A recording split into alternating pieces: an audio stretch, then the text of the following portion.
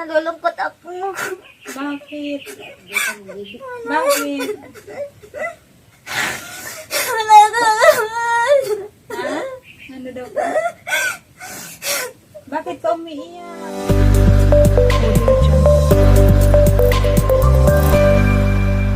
Nandito kami ngayon guys sa lugar nila Beray. Hindi niya po alam na papunta kami ngayon sa kanila. Pero ang gagawin po namin ay magse-celebrate po kami na dahil na-hit niya po ang 5 million views. Ayan, dahil po sa kinanta niya na labis akong umasa. Karamihan po kasi sa mga nakakapanood no, nakapakinig po ng labis akong umasa. Instrument lang po yung ginagamit. Ngayon, binigyan ni Beray ng kanta. So, pero ang totoo talaga, may kanta talaga yung labis akong umasa. Yan, sinearch ko po sa YouTube. Siyempre po, shoutout ko ang aking poging pinsan at maganda kong kapatid, So, ayan, meron po kaming konting dalang pagkain dito para po, pagsalo-saluhan nila. Ang init, Thank you. Tao po! Tao po! Bisado na ako. Tutulog si nanay. Hello, nay. Tutulog si Beray. Beray na hapon, Beray.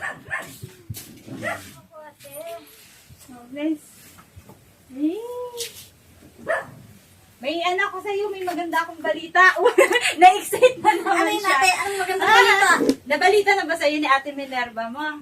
Oo. Ano daw sabi niya? Sabi niya, dadalaw daw kayo. Anong balita yun ate? Gusto mo na bang malaman? Anong gusto kong malaman? Binati ka ni Katrina Velarde. Ay, salamat Ate Katrina. Nakita mo, Nay? Nakita ni Ate Katrina? Oo. Ay, salamat. Yung kumanta niya ng original na yun ng Lasag Mahalik. Napansin yung video ni Beray. Nag-comment siya. Tapos share niya yung video ni Beray. Katrina Velarde. Hi, Ate Katrina Velarde. Shoutout pala. Isa pang balita. Ano yun, Magandang ate? balita. Anong balita? 5 million views yung kananta mo. 5 million views. Ay, congratulations. Congratulations sa'yo. Nanonood sa akin. Salamat pala doon, ha? Dahil dyan, Beray, magse-celebrate tayo. What? What? Anong dahilan? Magse-celebrate tayo dahil umabot ng 5 million views yung kanta mo. Yung video mo. Hindi ko kasama yung itay ko. Asan si Itay? Ay, pumunta doon sa kabilang bahay. Maraming salamat, ate. Ang dami nang nakakakilala. Ay, ano pong gusto niyong sabihin, Nay? Na umabot po ng 5 million views po yung video ni Beray in just 3 days. Masaya dahil maraming nagsuporta sa anak ko. Maraming salamat sa inyo. Ayun, pinamalas talaga ni Beray yung galing niya sa pagkanta. So ngayon ba, Beray, may mga bago kang kanta? Po, sa mga nagre-request po kasi na gawan daw ng page si Beray. So, ayun po, nakausap ko na po yung tatay niya na gawan po namin ng page, na sarili niyang page. Kaya lang, ayun ni tatay, nung una, Nay? Ay, pero pagka nagkaroon po ng magandang cellphone si Beray, so doon po natin mapapagawan po ng ng page niya. Kasi ngayon yung cellphone po nila hindi po kayang malagyan ng Facebook page kasi lumang-luma na po yung cellphone nila. O sana may mag-donate. Alam ko, Beray, malayo pa yung mararating mo. Kaya dati po dito lang siya nagkakanta-kanta sa bahay. Kaya sobra kami nagpapasalamat dahil po inilapit po siya sa amin. At yun, doon na nag-umpisa na ito, unti-unti nang nakikilala si Beray. Malay mo, susunod, Jessica Soho na yan! Kaya nga, pinanood na inay, si Ate Jessie. Oh. Sabihin mo, niya, ano sabi ni Inay?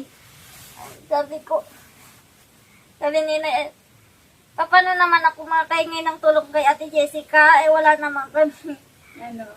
Wala naman akong cellphone dyan. Asan na yung cellphone niya kay Itay? Sana, matulungan nyo kami na mapahit yung bahay namin kasi wala na talaga bubong ito. Hindi. Beray, bubong na lang, wala nang yung dingding. Wala nang dito.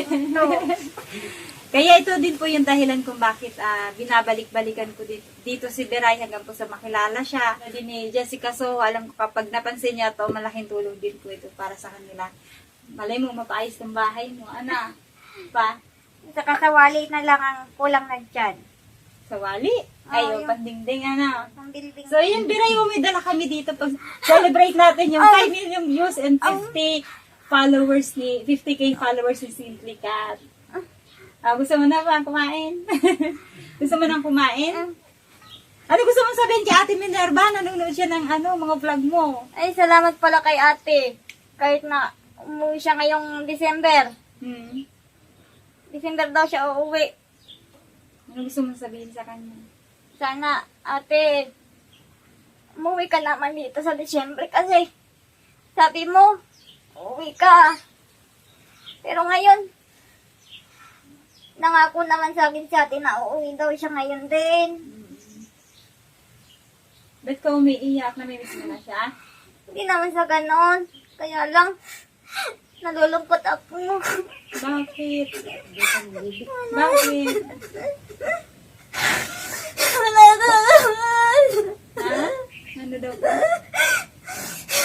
Bakit ka umiiyak? Kasi nakakalit ako dati kay Namimiss niya. Ate Minerva, namimiss ka na daw ni Beray. Pinangakuan ka naman na uwi na malapit ng December.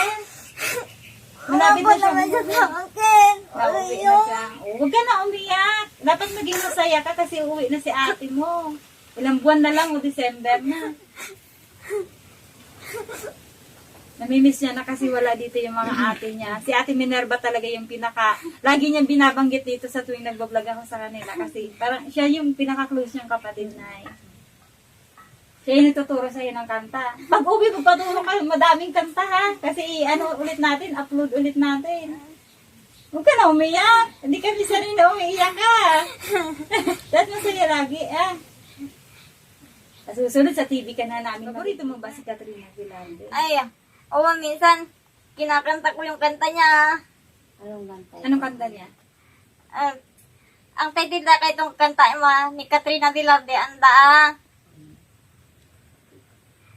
Binulag-bulag mo ako, pinaikot mo, naniwala naman sa'yo.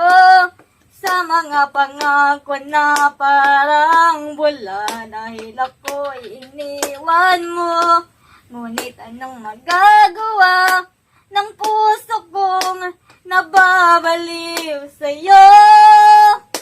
Isa palang taksilang tulad mo. Nag-isa ko dahil iniwan mong bigong puso ko.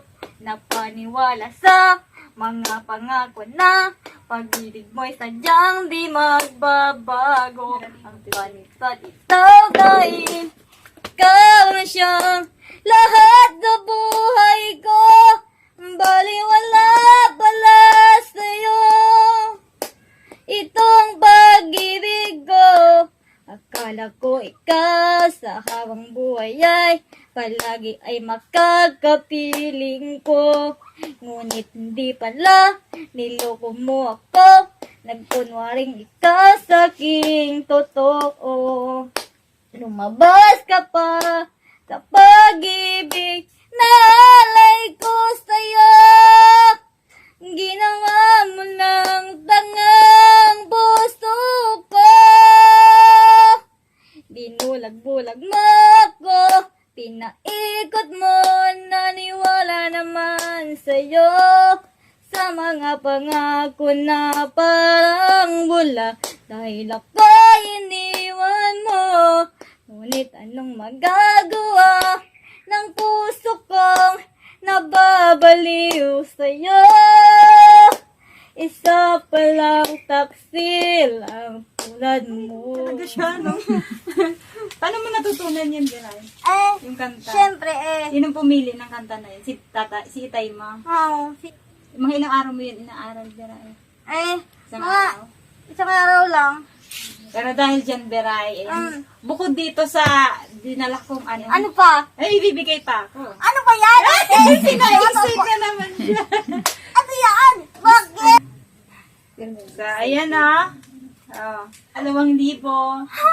Ano bibili mo dyan? Ipabili ko na lang kay inay ng Na? bigas. Ay, ang bait talaga ni Biray. Kasi wala na kaming bigas doon. Yung bigas nung kinatita eh, 2 sako na lang. So, noong dalawang sa amin, ano na lang, isang balot na lang. Ang bay talaga ni Beray. Simula pa lang po nung una pagpunta po namin dito, nakita na po namin kung gano'n niya po kamahal yung pamilya niya. Alam niya yung mga kailangan nila sa bahay. Talaga, yung pera niya na binigay namin, talagang, ano, yung pang, hindi yung pang sarili talaga, yung para sa pamilya niya. Ay, ito, may dala kaming pizza. At may soft drinks kaming dala.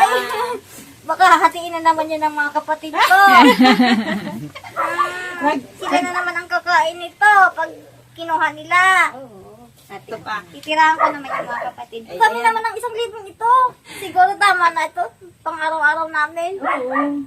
Malaking tulong na yan sa'yo. Oo, tama naman na to kasi walang trabaho ang itay ko. Ayun po, maraming salamat po.